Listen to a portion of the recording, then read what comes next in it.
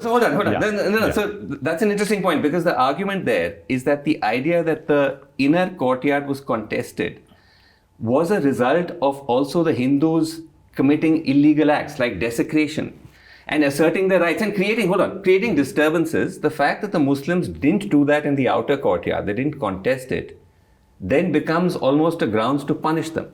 That the fact that you didn't put up a fuss, you didn't put up a fight, while the Hindus did, actually weighs against the Muslims, is one critical reading of the verdict. Now, when you said that, well, it was the Hindus who were desecrating the inner courtyard, what about the judgment itself? What about the fundamental act of desecration, the very erection of the mosque? We forget all that happened.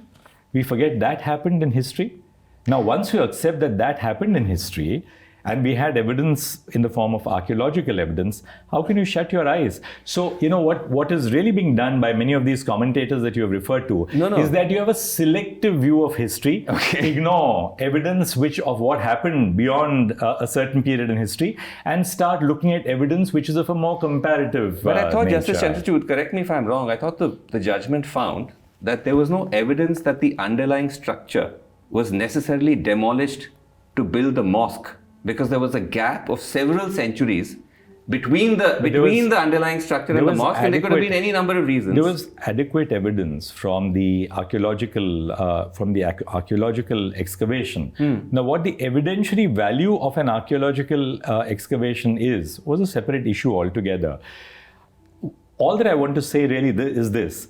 That on the point that you're saying that that there was a desecration earlier, right. But where was the evidence of that? There's evidence in the form of the archaeological report. No, but not the fact that the mosque was built by demolishing a structure. Simply that there was an underlying structure which could have collapsed for a number of reasons. Let's face it. Ultimately, people who have criticized the judgment want to ignore the fundamental history of the mosque and then look at the more comparative history and selective elements of that history in support of what they postulate.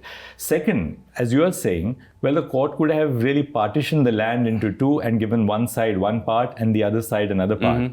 Well, if people could live in peace, there was no reason for judicial statesmanship.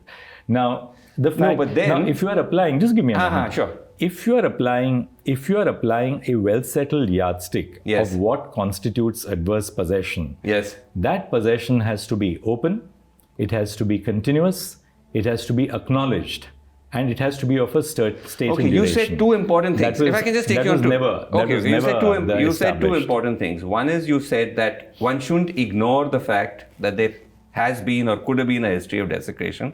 That's one. And the other, you said that a partition would have fomented or could have been a recipe for further unrest. So if I can just take you up quickly on both, that when you say that one can't forget that history, does that then almost become like a one wrong deserves another? Oh, well, no, not at all. Kind of argument. No, and that's not. Because there was a desecration, then you sort of we have rectify. The Supreme Court's judgment applies conventional yardsticks of determining adverse possession. Right. And it's on the basis of the evidence and conventional yardsticks that we have applied, that we have come to this conclusion.